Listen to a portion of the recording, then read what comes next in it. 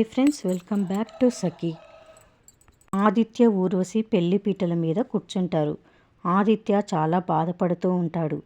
ఇక పంతులు గారు, బాబు ఈ మాంగళ్యం అమ్మాయి మెడలో కట్టండి అంటాడు. ఊర్వశి చాలా సంతోషపడిపోతూ ఉంటుంది.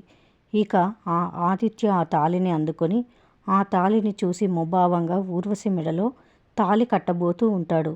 అప్పుడే ఆనంది పోలీసులతో వచ్చి ఆపండి అంటుంది. ఆనంది, ఈ పెళ్ళి ఆపడానికి పోలీసులతో వచ్చావా అంటుంది సునంద. అవును మేడం, ఈ పెళ్ళి ఆపినేకే పోలీసులతోనే వచ్చినాను అంటుంది ఆనంది. ఏ అధికారంతో ఈ పెళ్ళి ఆపాలనుకుంటున్నావు అని అడుగుతుంది సునంద.